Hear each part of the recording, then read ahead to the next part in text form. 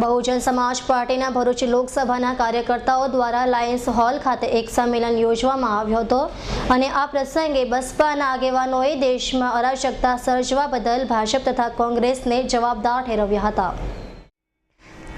બાબા સાહેબ આંબેડકરની પુણ્યતિથિ 6 ડિસેમ્બરના દિવસે જ બાબરી ધ્વંસની ઘટના બની તેને દુઃખદ બાબત ગણાવતા ગુજરાત પ્રદેશ મંત્રી સુખરામ મોરિયાએ દેશમાં કોમવાદ ભડકાવવામાં ભાજપ અને કોંગ્રેસને સરખા જવાબદાર ગણ્યા હતા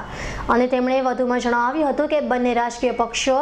હિન્દુ મુસ્લિમને અંદરોઅંદર લડાવી રાજ કરવા માંગે છે, તેથી દેશની પ્રજાએ બંનેને જાકારો આપી બહુજન સમાજને સાથે રાખી ચાલતી પાર્ટી બસપા પર વિશ્વાસ રાખી મત આપવો જોઈએ। તેમજ આ પ્રસંગે બસપાના મહામંત્રી અરુણસિંહ રાણા, પ્રભારી સુરેશ સાકરે, જિલ્લા પ્રમુખ આનંદ વસાવા વગેરે હાજર રહ્યા હતા। બાબા સાહેબ આંબેડકરની 57મી પુણ્યતિથિ નિમિત્તે આજ રોજ અમે જે પ્રોગ્રામ રાખેલો છે એ પ્રોગ્રામની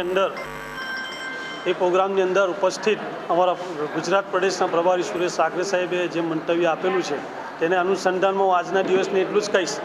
કે 1992ની 6 ડિસેમ્બરે જે ઘટના બની અને બાબરી ધ્વંસ થયો તેમાં ઘણા હિન્દુઓ અને ઘણા મુસ્લિમ માર્યા ગયા, જે ખરેખર અમે આજના દિવસને એક ધિક્કારરૂપી દિવસ તરીકે અમે ઉજવીએ છીએ અને આવનારી લોકસભાની ચૂંટણીની અંદર અમે બહુજન સમાજમાં સર્વજન સુખાય અને સર્વજનની નીતિ અપનાવીને લોકોની અંદર એક માનવતાવાદનું ઉદાહરણ પૂરું કરી અને લોકોની અંદર એક ભાવના માનવતાવાદની ભાવના પેદા કરી અને લોકોને સાથે રાખી અને અગાઉની લોકસભાનું ઇલેક્શન લડીશું અને અગાઉ લોકસભાનું ઇલેક્શન અમે કોઈ પણ પાર્ટી સાથે ગઠબંધન કર્યા સિવાય 26 સીટો પર અમે લડવાની તાકાત સાથે અમે લડીશું।